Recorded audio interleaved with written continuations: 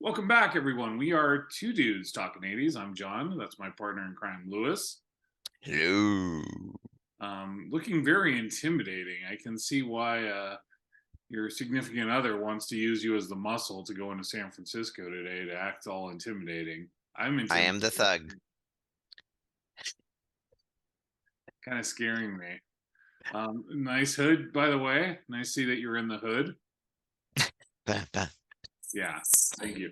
Be here all week. Try the veal. Talk about the jacket. You got to mention that. That's pretty 80s. Yeah, I've wanted this jacket since I was in sixth grade. I had a knockoff one that was from Sears in sixth grade, but they stopped making these jackets. They're Derby from San Francisco. Nice plug for them. So yeah, if you're into quality jackets, definitely check these guys out.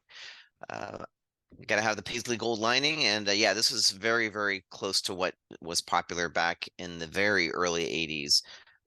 And the only difference is that this one's got a hood and the original didn't. But I always wanted one, and now I have one.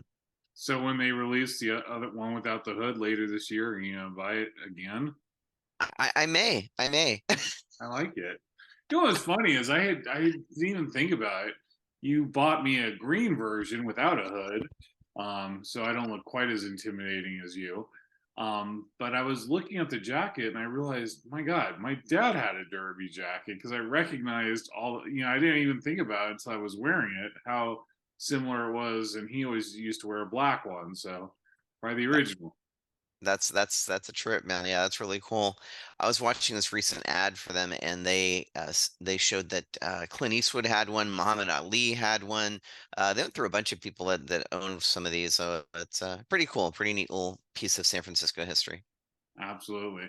Well, we're going to talk about one of our favorite subjects, and that's guitar players of the 80s. And we're going to go ahead and we're going to talk about guitarists that we feel from the 80s that are underrated.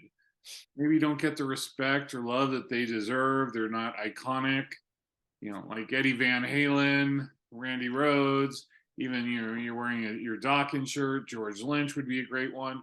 And for whatever reason, these guitarists, though they are amazing, don't get the same level of respect. And maybe they should get more respect than they deserve or more press. And we're going to talk about a few of our favorites. And I'm going to tell you right now, this was really hard because I had a lot of guitar players that I thought deserved more kudos for what they accomplished in the 80s. Were you having that same issue, Lou? Not really, because I sort of came up with my list at probably about 10 minutes before we got onto this this Zoom meeting. But it is hard. If you sit there and you really think about it, you can come up with a huge list, and it is super hard to narrow it down. All right. Well, we're going to hear the list that you narrowed down in your whole 10 minutes. Why don't you go ahead and give us your first pick? Okay, so I'm gonna go with who I think is probably the most underrated on my list. And I've brought his name up before. He plays like 11 or 15 music, or played 11 or 15 instruments. I'm talking about Prince. I've called him out before. I was recently watching a video where he was playing this live extended guitar solo, and the dude just played with so much feeling, and he just doesn't get enough credit for everything else that he did other than his songwriting and his performing. He even played keyboard super well, but again, this isn't about that. Super guitar player, great musician, outstanding musician. Well, that's a good call. It's funny. I do these the intros for these videos that we do before we record, so I know what I'm going to talk about. But I also try to anticipate who you're going to talk about, so you'll see that Prince actually made the cut. Like, who's going to talk about him? So we'll see how many of those I picked out. Good call though. I'm gonna pick out somebody you never hear about, and man, what an amazing talent! What an amazing guitarist. Maybe it's because he's from Norway. I don't know, but it's Ronnie Latankro from the band TNT. Ah, Two good call. Norwegians and an American singer. Um, but Ronnie Latankro kind of, I think he was kind of known for his really short uh, burst solos, and I think they're amazing. And every now and then you hear kind of like a Brian May influence with him. But what really impressed me is I've only seen TNT live once, and I think I want to say it was at the Stone in San Francisco. They were performing, and it was probably the most unique guitar solo I've ever seen because he actually came out with a cape and a wizard's hat, and he had a guitar on a stand. I think he may even had two guitars on a stand, and he goes to one and he starts playing the rhythm on it, and he hits, a repeater so that it starts going. So he has his own rhythm, and he walks over to the other guitar and starts doing this amazing solo over it. And then he takes out a magic wand and goes back to the other guitar and touches it, and it stops. Probably a guy in the back stopping it. But I mean, he just did this magical. You see what I did there? I wasn't trying to do that. He just did this magical solo that was really cool, very interesting. Great guitar player, super interesting solo. And yeah, it's one of those ones that stood out as a highlight for me. Like, wow, that was super cool. And I wish I had thought of that. John, that's an excellent pick. It's not one that even crossed my mind. I was actually talking to my buddy of mine, Saeed, this quote, the Sultan of Shred, great guitar player in his own. And we were talking about this guitar player from TNT and how unique he was, because I remember his solos where he would almost like tease you with how fast he was, right? He just do these little quick things, but he wouldn't really just totally go into it. And very unique guitar player, great guitar player, great pick. Thank you, sir. Let's see. The next one that I'm going with is what's on my list here. All right. I'm going to go with somebody that is actually known for his guitar playing. If you are a guitar player, if you are only aware of the hits that he's had with his band, you would never know. And I'm talking about Paul Gilbert, who was made big with Mr. Big. Did you see what I did there? And and of course he was with this band called Racer X prior to Mr. Big, and that is truly where he showcased his guitar talent. Phenom dude playing guitar. And again, if you just are aware of his tunes with Mr. Big, you just have no clue. You have no clue what sort of beast lies behind the strings. Excellent pick. Yeah, I think he did the first Racer X album. It was like 19. Wow. So, just an incredible guitarist. I had the good fortune of seeing Racer X several times in concert, loudest concert I've ever seen, and he was amazing. Him and Bruce Boulier did some amazing leads together. Fantastic pick. We tend to think of Mr. Big because To Be With You was such a big hit. And I even like that solo. It fits the song so well, and you can't imagine that song without the solo, which I think is the hallmark of a great solo. Um, but yeah, I mean, shred master extraordinaire on those Racer X albums, and you know, phenomenal guitar player, still is, and still performs. And I've watched some of his videos that he does, and it's just scary to be that talented. And I think he was like 19. We forget about in the 80s how many amazing talents came out at such a young age. When you think about him, you think about Jason Becker, you think about Yngwie Malmsteen, all at such an early age. Pretty incredible. I'm gonna go with somebody that sadly is no longer with us, and doesn't ever get the respect he deserves. I'm talking about Dave Pritchard of Armored Saint. Um, Again, an amazing guitar player. We lost him to leukemia many years ago. Tragic. Had the fortune of seeing him in concert many times. I actually got to meet him a few times. What a talent. And the thing that stands out for me is, if you listen to the March of the Saint album, and obviously at that time he was sharing the guitar duties with Phil Sandoval. And then when they went to go ahead and do Delirious Nomad, he became the lone guitar player. I don't think you can pick out any musician. I mean, maybe you could, but I'd fight you on it, who made a bigger jump than Dave Pritchard did between those two albums. Like, it was night and day.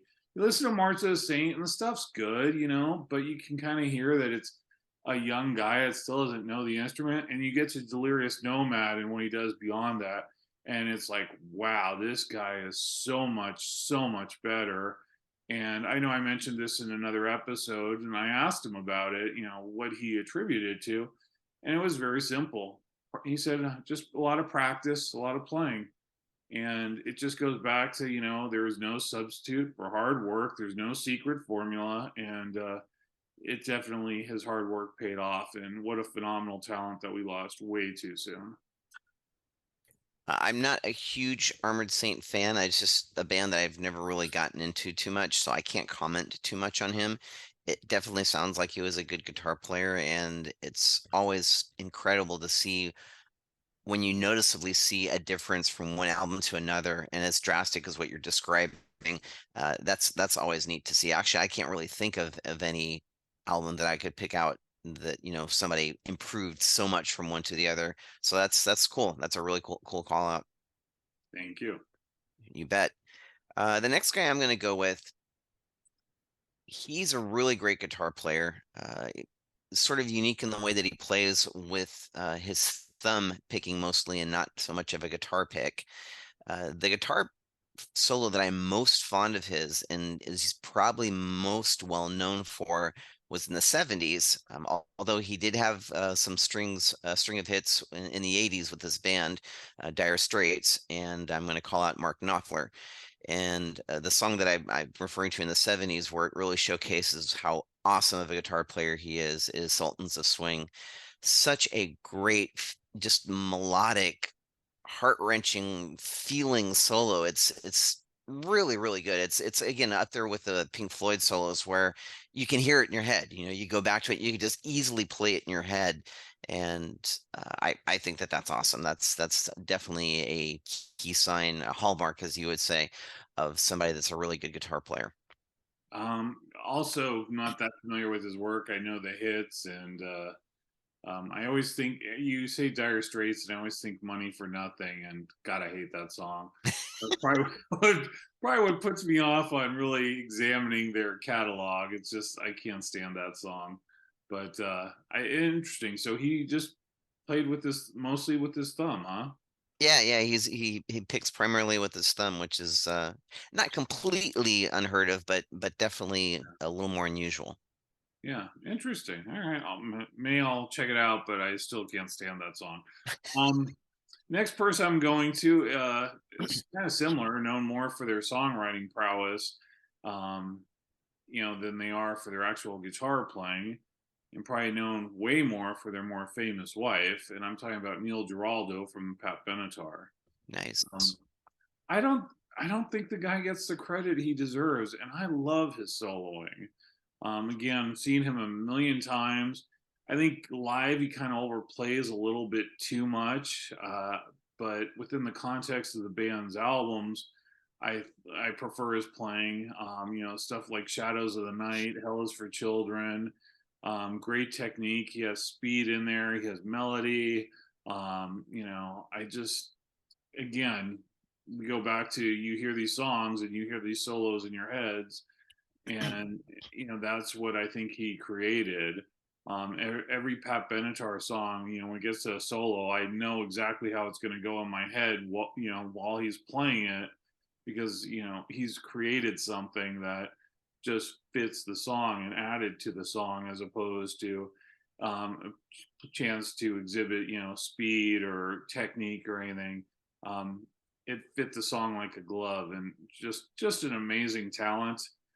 Finally, in the Rock and Roll Hall of Fame, I was actually able to see that performance, which was super cool.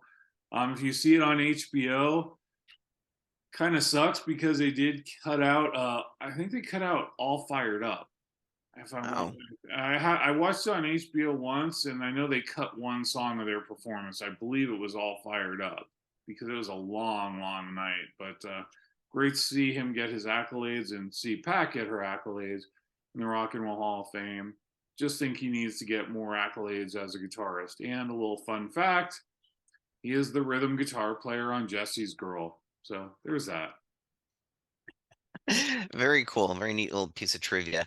Yeah, I think his talent, at least in my opinion, is that he does pick a solo that fits the song really well, right? It just accentuates the song, and you know, he's always been very, very good at that.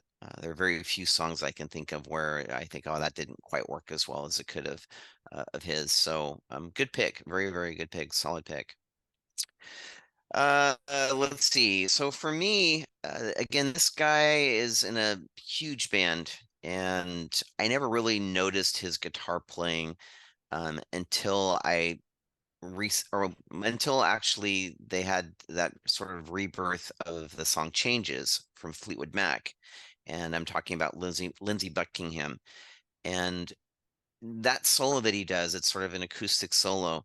It's so precise and it sounds very, very difficult to me. Again, I'm not an amazing guitar player, so I don't know very well. I'd really have to go back and pay attention to see if it is tough, but it's so precise and it sounds like it's hopping all over the place.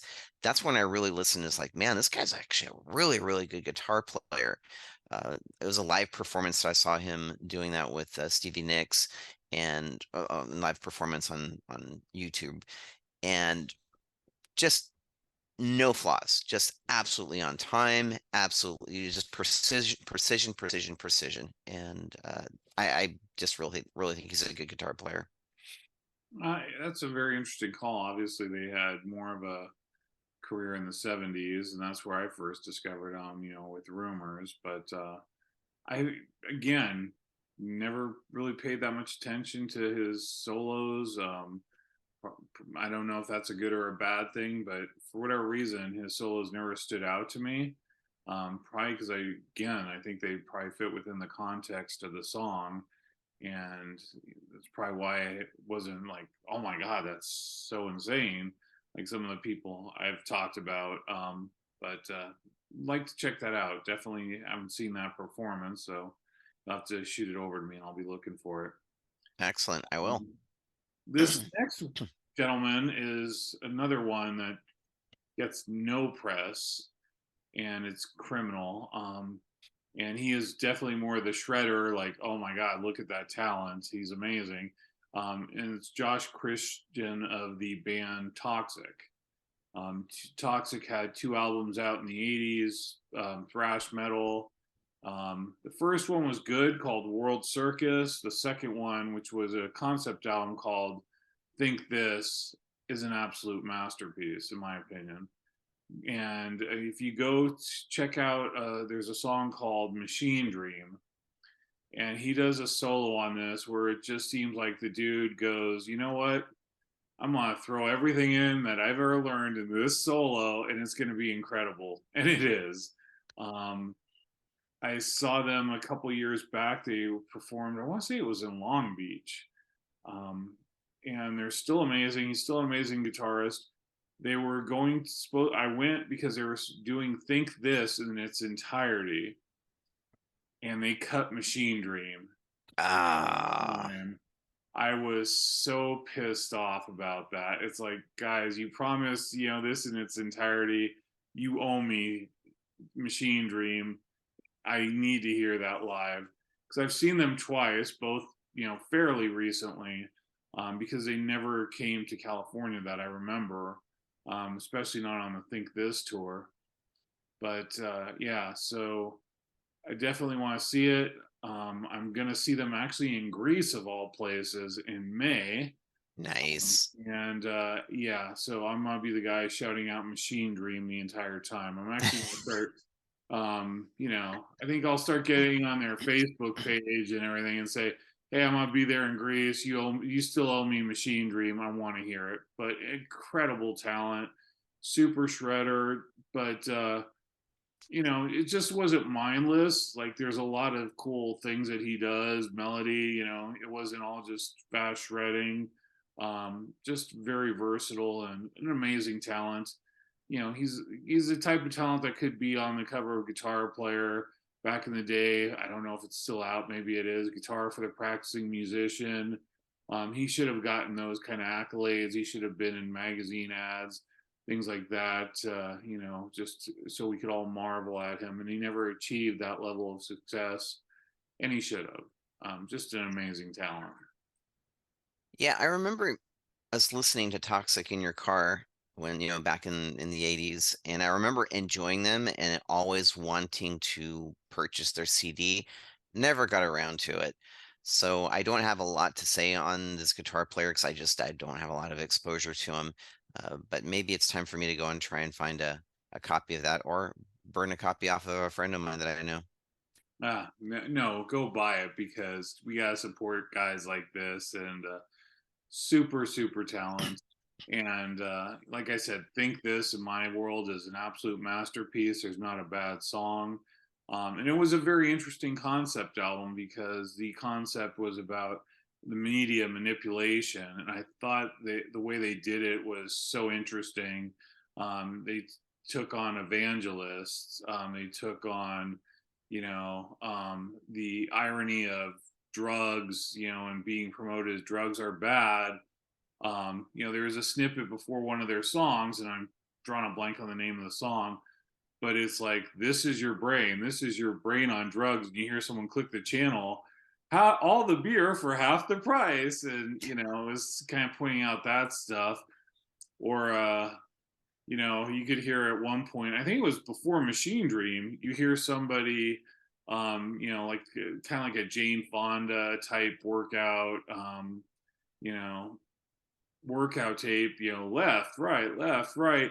And you hear them turn, and if you like cookies, you'll love Cookie Crunch, and again, where it's like they want us to, work out, but they want us to eat this incredibly bad stuff. It's going to need us to make us work out. But very interesting discussion on media manipulation, commercials, evangelism. Good stuff. And God, he's great. So go buy it, people. You'll love it. If you like really technical, fast thrash, you'll love it. Would you say that that's their best album, John, if I were to go out and buy one? So in the 80s, they only did two. Okay. Since they've reformed, they did put something out. I haven't picked it up yet, and that's on me. But yeah, World Circus was a little bit more, straightforward thrash with a different singer and a lot of high screaming. Um, it's good, but I think the singer on Think This is better. I think the songwriting's better. It's more varied. They actually do a cover of Led Zeppelin's Out on the Tiles. So it's just fantastic album. Awesome. Awesome. Thanks for the feedback. I'll have to go and pick that up. I think this is my last pick, It and I have brought this gentleman up before. He's in a band that I know that you're super fond of. He actually wished you a happy birthday, and I'm talking about Key Marcelo, and great guitar player, super, super underrated in my opinion. Uh, just very technical, again, very, very precise, very clean, tasty, tasty solos. What God, band is he in, Lewis? what's that? What band is he in? Oh yeah, he's in Europe. Or he Thank was. you, crowd. Thank you, crowd, for reminding me to bring that in. But Yeah, and I yeah, so was like, oh, he plays in the band Europe, and did. yeah, just incredible guitar player. Everything about him, I think he's a super well-rounded guitar player. Very, very tasty stuff that he's lays down, and again, he's awesome. He's great. I actually, and I probably still have it. I had the VHS. He did a guitar instructional video, and I bought it, and it was pretty amazing and really difficult. You listen to stuff like his solo on Superstitious, right, where he starts off really pretty and melodic, and then he has this incredible run where it's just like, okay, I probably would, lose two fingers trying to do that run at that speed, and just taste and great call. Um, like I know I've said this before, but I don't know who's seen it, so I'll repeat it. Um, I'll never forget seeing Europe for the first time, Europe, the band, at their first show in America, which was at the Warfield Theater in San Francisco.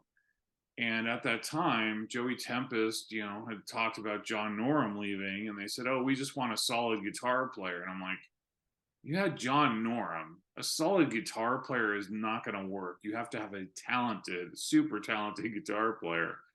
And so my expectations were not that high. and Key comes out, and I was like, oh my god. And then for his solo spot, they did Flight of the Bumblebee, and he nailed it. And I was like, okay, this is a lot more than a solid guitar player. And then when you got to hear him, on the next release, Out of This World, when he actually performed on it, just his solos were incredible. Great call. I actually thought about putting him on here as well.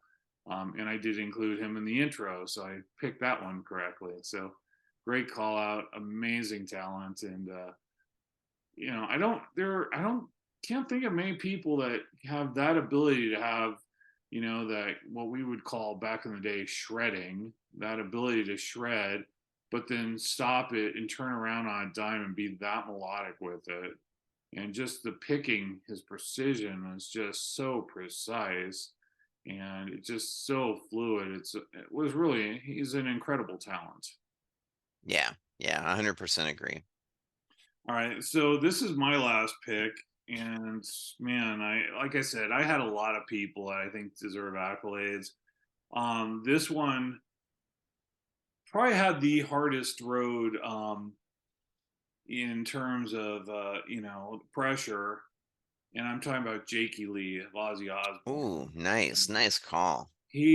First off, I mean, you think about what this guy went through. He replaces an absolute legend and my dream guitar player in Randy Rhoads. His first show with Ozzy Osbourne is not at a club or anything. It's at the damn US Festival. Okay. Can you imagine the amount of pressure, to play at the US Festival, your first show with Ozzy Osbourne? Solos are amazing. You look at Bark at the Moon is one of my all-time favorite solos. I think that's incredible. And then I actually saw him perform twice with Ozzy. I saw him perform once with Badlands, and his guitar solos with Ozzy, where he didn't use a vibrato bar, which was almost unheard of in the later '80s, or even in the early '80s, with everyone following Van Halen's lead.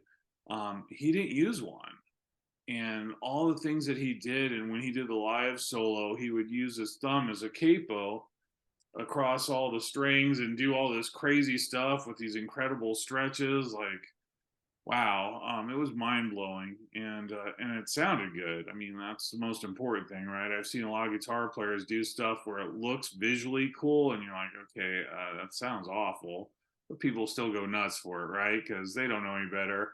The guy is like, doing all the pull offs, everything, and like waving to the crowd and drinking a beer and smoking a cigarette, and I was like, oh my god, one hand, it's so incredible. It's like, it's really not.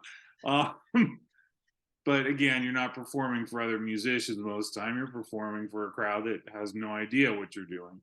But I thought his guitar solos, especially with Ozzy, his featured solo was just absolutely amazing. Ozzy would come out and grab him by the hair and throw him around, and he'd roll back up and detune, to get different effects, and just an amazing talent. We talk a lot about Randy Rhoads, as we should. He was, like I said, my all-time hero. I think Zach Wild gets a lot of publicity and press even today. But Jakey Lee, for whatever reason, just doesn't get his due. And I think he should. I think he's an amazing talent. And after Randy, I prefer him over Zach. I think he just deserves more accolades as an amazing guitar player. And after years and years of being off the radar, he finally came back before COVID with Red Dragon Cartel. I hope he comes back again, because man, I want to see him perform again. And it's nice that he's kind of getting back into it. So, Jakey Lee. Great pick. I didn't even think about him, and super great pick. Even like the outro that he does on Bark at the Moon. That it's just great. He's a great guitar player. Again, very tasty licks, and as you mentioned, they're technical, but they still sound amazing. It's not like there's this. It's just showing off. There's sort of purpose to what he's doing, and didn't even think about him. Solid pick. Love it. Yeah. And now if Sharon Osbourne would just go back and give him his damn songwriting credits for those albums. It still kills me, and I have nothing to do with it.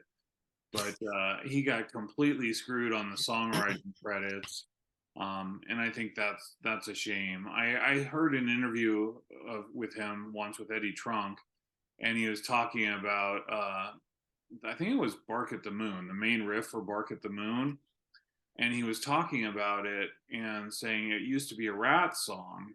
He was in Rat before, before he joined Ozzy, and he's kind of sped it up to make it more similar to an Ozzy song. And it was just sad because he even said they asked him about the songwriting credits because he didn't get any.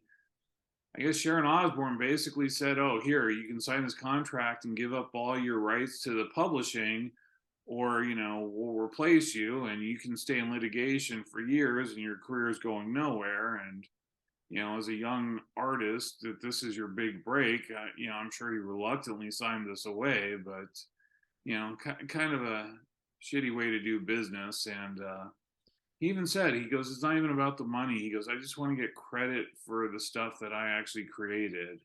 And it was kind of heartbreaking to hear that. So Sharon Osbourne, do the right thing. Give Jakey Lee his damn credits, okay? Before you pass away, do that. Anyway, and I'll get off my soapbox now. Good deal. I'm Well, I off. think that brings us to the last of our guitars here. So, John, is there anything else that you wanted to cover before we cut this out? No, I think I covered a lot. Boy, there's so many amazing talents from that period of the '80s. Still the best decade. You're never going to win that argument with me if you say anything else is better, and I know you won't argue with me. But I appreciate everyone watching. Who'd we miss? I'm wearing a Night Ranger shirt, and we could say Jeff Watson and Brad Gillis are definitely underrated. So let us know who you think we missed in this episode. Love to hear your feedback. Ant, I know you're going to have some feedback for us, so I want 5 from you, buddy. You're not just going to get away with 1. Hit the like button, hit the subscribe button. Hopefully, we might have to take a break next week because somebody is flying to Hawaii. This is my hula, and so yeah, I think we might have to take a week off, but I'll be well rested and hopefully tan. Lewis, that's when you actually get out in the sun and the sun hits you and your pigmentation turns darker. Yeah, I wouldn't know what that is. Okay, powder, we get it. So thank you guys for watching. We appreciate you listening to this nonsense. And Lewis, take us out, brother. Peace out. Thank you guys.